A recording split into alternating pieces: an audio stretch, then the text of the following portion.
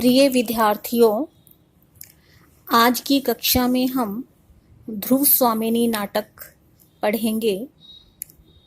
ध्रुव स्वामिनी नाटक के कुछ गद्यांश में आपको करवा चुकी हूँ। ध्रुव स्वामिनी पाठ्य पुस्तक से पेज नंबर 4 देखिए। ध्रुव स्वामिनी और उसकी जो दासी है मंदाकिनी, जिसको कि खड्गधारिणी भी कहा जाता है, उन दोनों के बीच क्या संवाद है। अरे तो क्या तुम बोलती भी हो, पर यह तो कहो, यह कपट आचरण किस लिए। जब खड्गधारिणी ध्रुव स्वामिनी की बातों का उत्तर नहीं दे रही थी और वह अचानक से बोल पड़ी, तब ध्रुव स्वामिनी बड़ी हैरानी से कहती है, अच्छा तुम बोलती भी हो, मैं तो समझती थी कि तुम गूंगी हो। अच्छा तो तुम मुझसे दोहरा व्यवहार कर रही हो, लेकिन किस लिए। खड्गधारिणी कहती है, एक पीड़ित की प्रार्थना सुनाने के लिए। कुमार चंद्रगुप्त को आप भूल न गई होंगी। ध्रुव स्वामिनी उत्कंठा से, वही ने जो मुझे बंदी बनाने के लिए गए थे। खड्गधारिणी दांतों से जीभ दबाकर, यह आप क्या कह रही हैं। उनको तो स्वयं अपने भीषण भविष्य का पता नहीं, प्रत्येक क्षण उनके प्राणों पर संदेह करता है। उन्होंने पूछा है कि मेरा क्या अपराध है। इस संवाद में, इन दोनों के संवाद में क्या कह रही है, क्योंकि रामगुप्त ने खड्गधारिणी मंदाकिनी को ध्रुव स्वामिनी की दासी, उसकी चापलूसी, उसकी जासूसी करने के लिए उसे नियुक्त किया है। इसीलिए जानबूझकर खड्गधारिणी ध्रुव स्वामिनी के सामने चंद्रगुप्त की बातें करती है, ताकि वह चंद्रगुप्त के बारे में क्या सोचती है, उसके मनोभावों को जान सके। तो वो कहती है, अच्छा तुम चंद्रगुप्त को भूल गई हो क्या। वह तुम्हें बंदी बनाने के लिए गया था, लेकिन उसे तो अपने ही भविष्य के बारे में नहीं पता, अर्थात उसकी तो प्राणों पर कब संकट आ जाए उसे खुद ही नहीं पता। ध्रुव स्वामिनी उदासी की मुस्कुराहट के साथ, अपराध मैं क्या बताऊं, तो क्या कुमार भी बंदी है। अर्थ है, खड्गधारिणी की बातों से ध्रुव स्वामिनी को पता चलता है कि चंद्रगुप्त को बंदी बनाकर रखा गया है।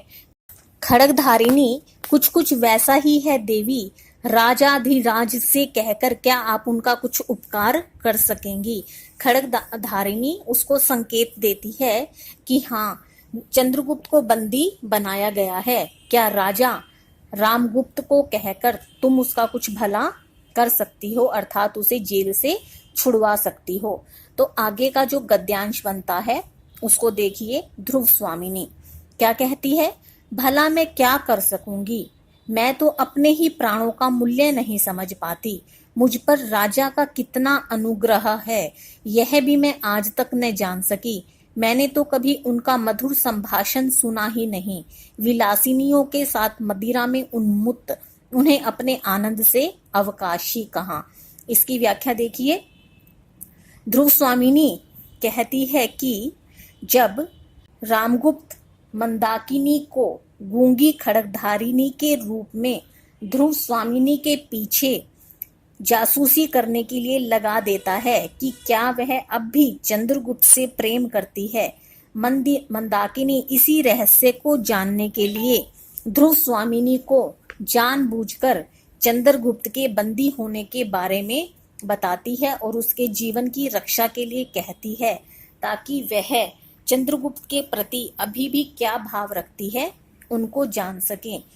खड्गधारिणी की बातों का उत्तर देती हुई ध्रुव स्वामिनी क्या कहती है, देखिए। भला मैं क्या कर सकूंगी, मैं चंद्रगुप्त का क्या भला कर सकती हूँ, अर्थात मैं तो अपने ही प्राणों का मूल्य नहीं समझ पाती, अर्थात मुझे तो अपने स्वयं के ही जीवन का मूल्य नहीं पता, अर्थात मेरा जीवन क्या है मुझे तो यही नहीं पता। फिर दूसरी बात, मुझ पर राजा का कितना अनुग्रह है, और जो इस गुप्त वंश का राजा रामगुप्त है, यानी जो मेरा पति है, वो मेरे प्रति क्या सोचता है, मुझ पर कैसी कृपा रखता है, इसका भी मुझे अभी तक बोध नहीं है, ज्ञान नहीं है। यह भी मैं आज तक न जान सकी।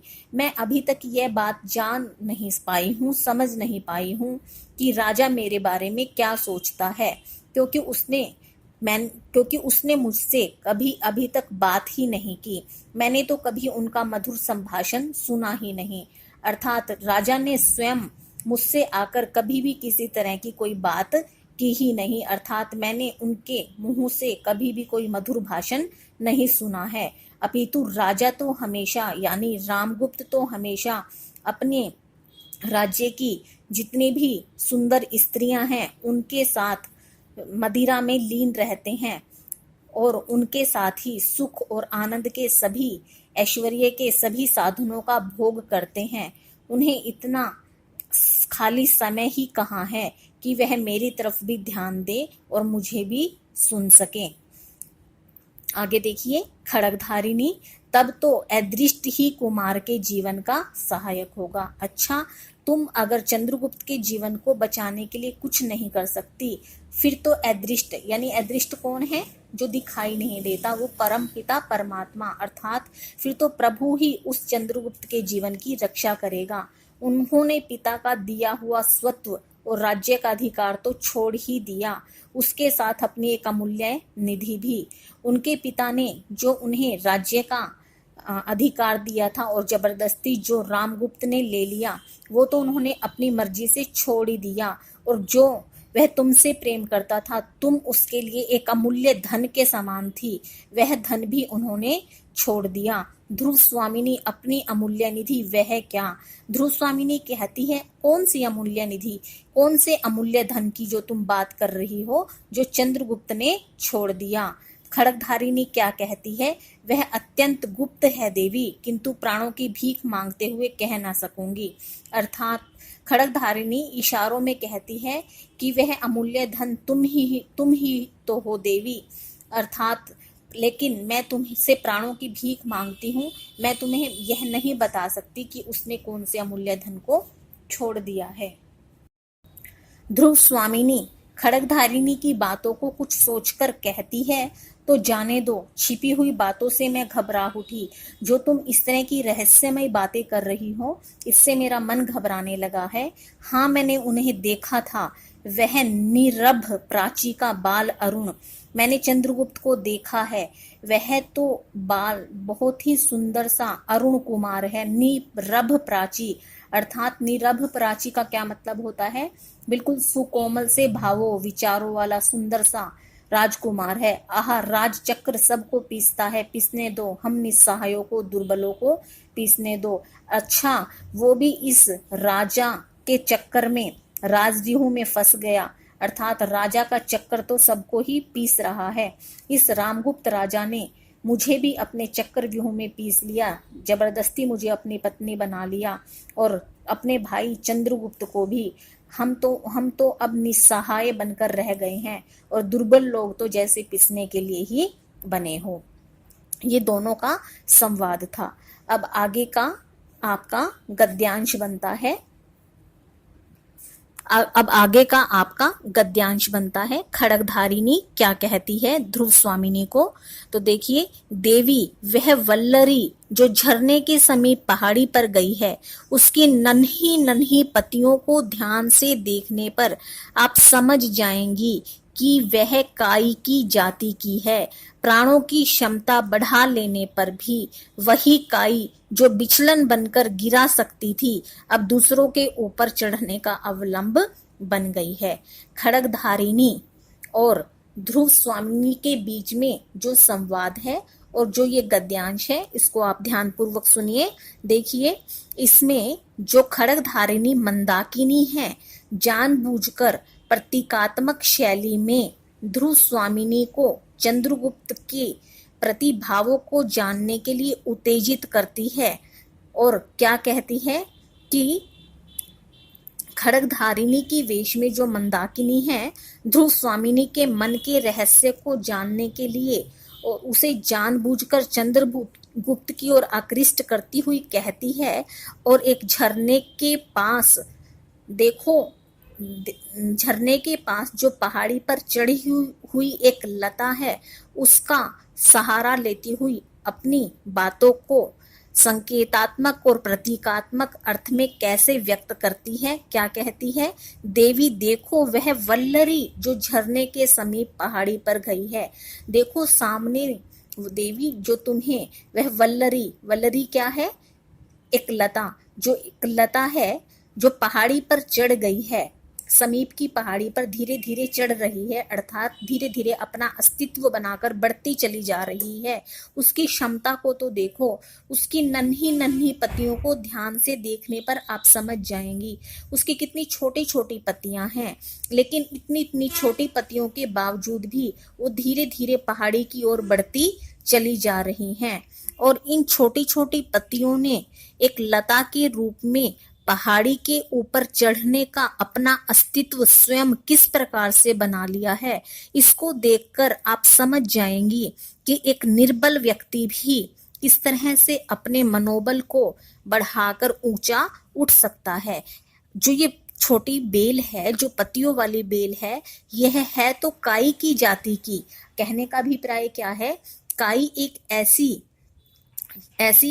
काई की जो बेल होती है, एक ऐसी बेल होती है, वह अगर उस पर कोई चढ़ने की कोशिश करे तो वह अपनी फिसलन से दूसरों को नीचे गिरा देती है, अर्थात वह बड़े से बड़े शक्तिशाली लोगों को भी फिसलाकर गिरा देती है। परंतु देखो स्वयं काई अपनी आत्म शक्ति जब बढ़ा लेती है तो अपने ही शरीर से बलवती होकर वह दूसरों पर चढ़ जाती है और दूसरों के लिए आगे बढ़ने का भी सहारा बनती है। प्राणों की क्षमता बढ़ा लेने पर वही काई जो कभी दूसरों को फिसलन बनाकर गिराती थी, वही काई अब दूसरों के लिए ऊपर चढ़ने का सहारा भी बन गई है। कहने का तात्पर्य क्या है?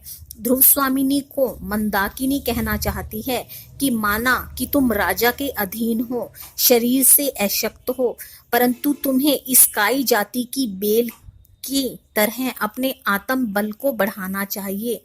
जिस तरह से काई ने अपनी आत्म बल को बढ़ाया है और ऊपर चढ़ती जा रही है, उसी तरह काई की भांति न केवल अपने कुचलने वाले रामगुप्त को तुम्हें नीचे गिराना चाहिए, अपितु अपने आत्म बल की शक्ति को इकट्ठा करके चंद्रगुप्त को भी सहारा देना चाहिए।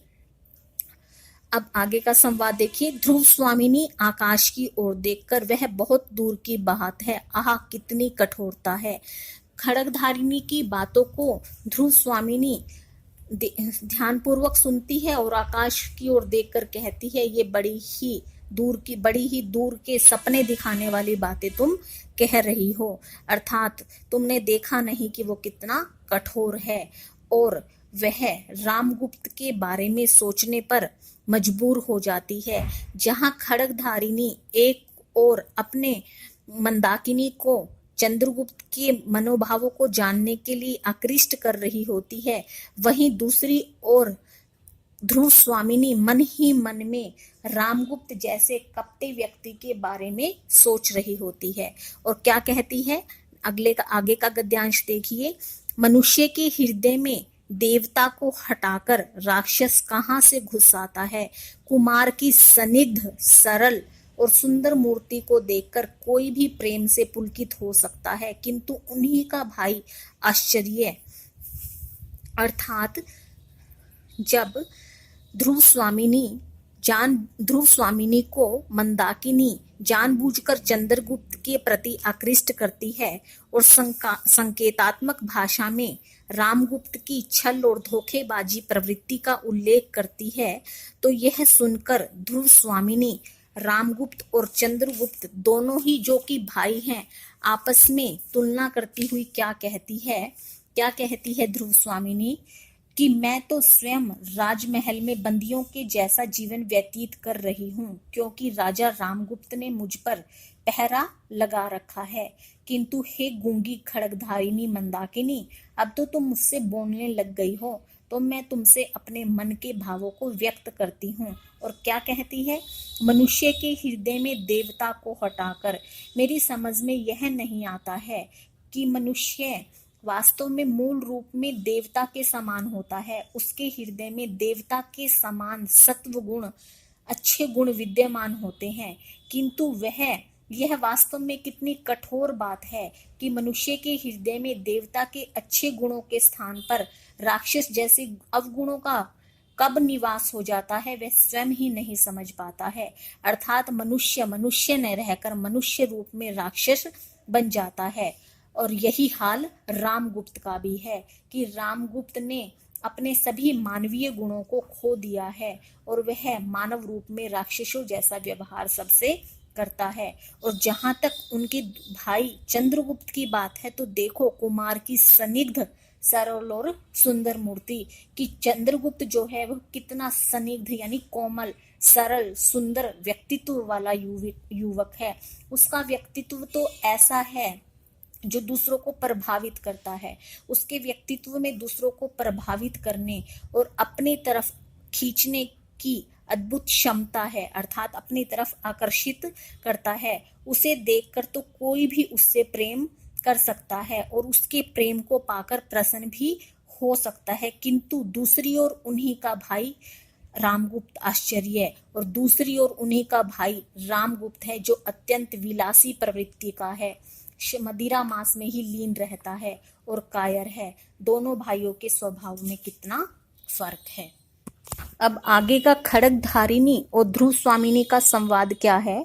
कुमार को इतने से ही संतोष होगा कि उन्हें कोई विश्वास पूर्वक स्मरण कर लेता है। रही अभ्युदय यानी नया जन्म की बात तो उन्हें अपने बाहुबल और भाग्य पर विश्वास है। जानबूझकर फिर खड्गधारिणी मंदाकिनी जानबूझकर फिर उसको आकर्षित करती हुई क्या कहती है, अच्छा तो तुम उसके लिए कुछ नहीं कर सकती, लेकिन चंद्रगुप्त को इस बात का ही संतोष होगा कि कम से कम तुम उससे याद तो करती हो। रही अभ्युदय की बात, रही किसी नए जन्म की बात या नया कुछ चमत्कार होने की बात, तुम उन्हें अपनी भुजाओं के बल पर और भाग्य पर विश्वास है कि एक ना एक दिन सब कुछ सही अवश्य होगा। ध्रुव स्वामिनी उसकी इस बातों को सुनकर क्या कहती है, किंतु उन्हें साहस का कोई ऐसा काम न करना चाहिए जिससे उनकी परिस्थिति और भी भयानक हो जाए। ध्रुव स्वामिनी कहती है, बेशक से वो कितने ही बड़े बाहुबली हों अर्थात वीर हो, फिर भी कोई ऐसा काम ना करें जिससे उनकी वो रामगुप्त के चक्रव्यूह में फंस जाएं और परिस्थितियां और अधिक भयानक हो जाएं। खड्गधारिणी खड़ी होती है, अच्छा तो तू अब चली जा और अपने मौन संकेत से किसी दासी को यहाँ भेज दे, मैं अब यहाँ बैठना चाहती हूँ। खड्गधारिणी अपनी चतुराई से ध्रुव स्वामिनी के मनोभावों को जान लेती है और कहती है कि तुम अब यहाँ से चली जाओ और अपने किसी भी इशारे से किसी दूसरी दासी को यहाँ भेज दो, क्योंकि मैं कुछ समय के लिए यहाँ विश्राम करना चाहती हूँ। खड्गधारिणी नमस्कार करके जाती है दासी का प्रवेश और इस प्रकार से खड्गधारिणी मंदाकिनी ध्रुव स्वामिनी को प्रणाम करके वहां से चली जाती है और दूसरी दासी का प्रवेश होता है। दूसरी दासी हाथ जोड़कर उपस्थित होती है। आगे का गद्यांश देखिए। देवी सायंकाल हो चुका है, वनस्पतियां शिथिल होने लगी हैं। देखिए ना, व्योम विहारी पक्षियों का झुंड भी अपने नीड़ों में प्रसन्न कोलाहल से लौट रहा है। क्या भीतर चलने की अभी इच्छा नहीं है। ध्रुव स्वामिनी चंद्रगुप्त को याद कर रही होती है। चंद्रगुप्त बंदी दशा में है, उसकी क्या हालत होगी, रामगुप्त उसके साथ कैसा व्यवहार कर रहा होगा, क्योंकि मंदाकिनी खड्गधारिणी उनको इस परिस्थिति से अवगत कराकर गई है। वह यह सब सोच ही रही होती है तो दूसरी दासी हाथ जोड़कर उसकी सेवा में उपस्थित होती है और क्या कहती है कि देवी संध्या का समय हो गया है, शाम का समय हो गया है, वनस्पतियां शिथिल होने लगी हैं, अर्थात शाम के हो जाने पर सारी वनस्पतियां भी ढीली पड़कर सुस्ताने लगती हैं। और देखिए ना, व्योम विहारी क्या है, आकाश में विचरण करने वाले पक्षियों का समूह। और जो आकाश में घूमने वाले, विचरण करने वाले पक्षियों का झुंड है, समूह है, वह भी प्रसन्नता पूर्वक कलरव करता हुआ अपने अपने घोंसलों में, अपने अपने घरों में, नीड़ों यानी घोंसलों, कोलाहल यानी शोर करता हुआ अपने अपने घोंसलों में लौट रहा है। तो क्या भीतर चलने की अभी इच्छा नहीं है? ऐसे में आपको भी भीतर अपने शिविर, अपने महलों में लौट जाना चाहिए और शिविर के अंदर जाकर विश्राम करना चाहिए। आगे देखिए, खड़गधारिणी चलूंगी क्यों नहीं, किंतु मेरा नीड़ कहाँ है, यह तो एक स्वर्ण पिंजर है। खड़गधारिणी दासी को क्या कहती है? हाँ, मैं चलूंगी, चलूंगी क्यों नहीं, लेकिन मेरा तो कोई घोंसला ही नहीं है। मेरे लिए तो यह महल एक सोने का पिंजरा है, जिस पिंजरे में मैं कैद कर दी गई हूँ। करुण भाव से उठकर दासी के कंधे पर हाथ रखकर चलने को उद्यत यानी तैयार होती है। नेपथ्य यानी पर्दे के पीछे में कोलाहल, महादेवी कहाँ है, उन्हें कौन बुलाने गई है। और करुण भाव से, बिल्कुल दया भरे भाव से वह दासी के कंधे पर हाथ रखकर खड़ी होती है और शिविर के अंदर चलने के लिए तैयार हो जाती है। इतने में पर्दे के पीछे से आवाज आती है, महादेवी कहाँ है, महादेवी कहाँ है, यानी ध्रुव स्वामिनी कहाँ है, उसे कौन बुलाने गया है। ध्रुव स्वामिनी है ये उतावली कैसी। और ध्रुव स्वामिनी पीछे के शोर को सुनकर कहती है, अरे यह उतावलापन मुझे बुलाने के लिए कहाँ से आ रहा है। प्रतिहारी प्रवेश करके घबराहट से, अचानक से कोई दास सेवक प्रवेश करता है घबराहट से, भट्टारक इधर आए हैं क्या, कोई मुझे बुलाने के लिए इधर आया है क्या। भट्टारक प्रवेश करता है। ध्रुव स्वामिनी व्यंग से मुस्कुराते हुए, मेरे अंचल में तो छिपे नहीं, देखो किसी कुंज में ढूंढो। प्रतिहारी कहता है, नहीं नहीं, मैं आपको नहीं पूछ रहा, मैं तो भट्टारक को ढूंढने के लिए आया था। और ध्रुव स्वामिनी भी व्यंग से मुस्कुराते हुए कहती है, तुम तो ऐसे पूछ रहे हो जैसे मैंने उसे अपने आंचल में छिपा रखा हो, जाओ जाओ किसी कुंज में, किसी वन में जाकर ढूंढो। प्रतिहारी संभ्रम से, प्रतिहारी संदेह के साथ कहता है, अरे महादेवी क्षमा कीजिए, महादेवी ध्रुव स्वामिनी आप इतना गुस्सा क्यों मानती हैं, आप मुझे माफ कर दीजिए। युद्ध संबंधी एक आवश्यक संवाद देने के लिए महाराज को खोजती हुई मैं इधर आ गई हूँ।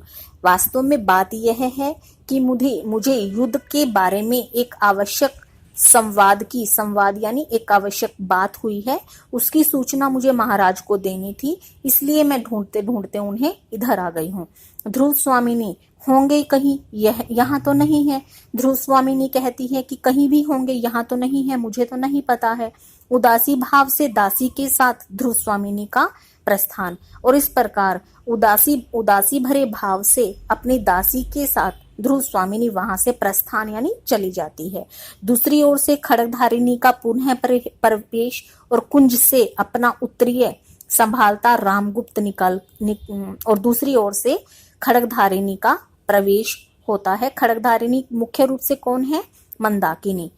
वैसे तो ध्रुव स्वामी की सेवा में दासियां कोई ना कोई आती रहती है, लेकिन उसकी जो मुख्य दासी है वो है मंदाकिनी और उसको मुख्य सूचक नाम खड़गधारिणी दिया गया है। तो आगे के गद्यांश हम कल पढ़ेंगे। आज के लिए इतना ही। आपकी हिंदी प्राध्यापिका, हिंदू कन्या महाविद्यालय जींद, डॉक्टर सुषमा गर्ग।